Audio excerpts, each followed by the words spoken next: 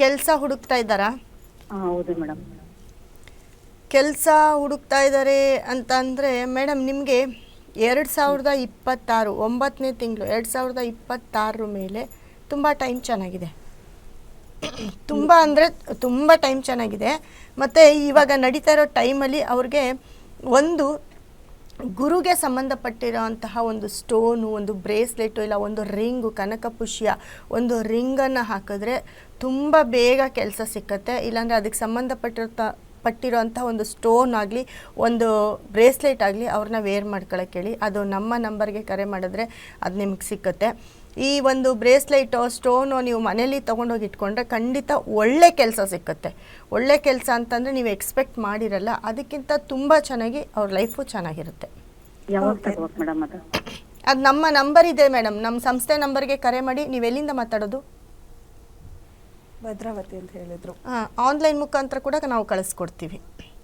ಆನ್ಲೈನಲ್ಲಿ ಸಿಗುತ್ತೆ ಮೇಡಮ್. ಮೇಲೆ ಕಾಣ್ತಿರೋ ನಂಬರಿಗೆ ನೀವು ಕಾಂಟ್ಯಾಕ್ಟ್ ಮಾಡಿದ್ರೆ ಯಾವ ಪ್ಲೇಸಲ್ಲಿ ಇದ್ರೂ ಕೂಡ ನಿಮಗೆ ಆನ್ಲೈನಲ್ಲಿ ಸಿಗುತ್ತೆ, ಕಳಿಸ್ಕೊಡ್ತಾರೆ, ನಿಮ್ಮ ಮನೆಗೆ ಕಳಿಸ್ಕೊಡ್ತಾರೆ.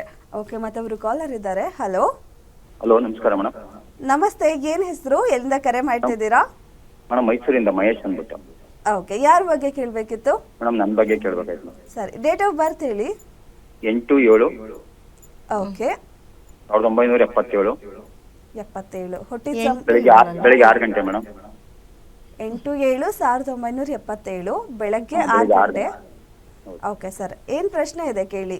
ಮೇಡಮ್, ಯಾವ ಕೆಲಸ ಕೈ ಅಷ್ಟೇ ಇಲ್ಲ. ನಮಸ್ತೆ ಸರ್. ನಮಸ್ತೆ ಮೇಡಮ್. ರೇವತಿ ನಕ್ಷತ್ರ ನಿಮ್ಮದು. ಏನು ನಿಮ್ಮ ಪ್ರಶ್ನೆ ಸರ್? ಮೇಡಮ್, ನಮ್ಗೆ ಯಾವ ಬಿಸ್ನೆಸ್ ಆಗ್ತಾ ಇಲ್ಲ, ಕೈಗೆ ಬರ್ತಿದೆ, ಕಿತ್ಕೊಂಡು ಹೋಗ್ತಿದೆ. ಏನ್ ಮಾಡ್ತಾ ಇದ್ದೀರಾ ಪ್ರೆಸೆಂಟ್? ಏನ್ ಪ್ರೆಸೆಂಟ್ ನನ್ನ ಫೈನಾನ್ಸ್ ಇದೆ ಮೇಡಮ್, ಮತ್ತೆ ರಿಯಲ್ ಎಸ್ಟೇಟ್ ಮಾಡ್ತೀನಿ.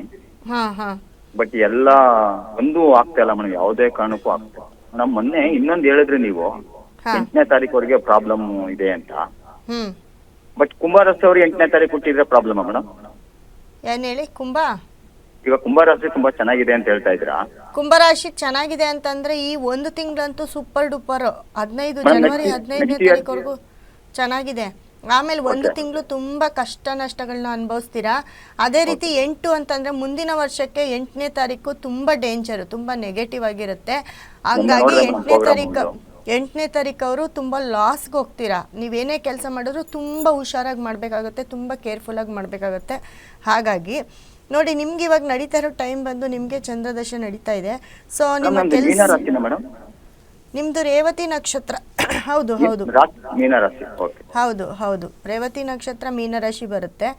ಸೊ ಹಾಗಾಗಿ ನಿಮ್ಮ ಒಂದು ಕೆಲಸ ಕಾರ್ಯಕ್ಕೆ ಯಾಕಪ್ಪ ಅಂತಂದರೆ ನೋಡಿ, ನಿಮಗೆ ಗ್ರಹ ಕೆಟ್ಟಿದೆ.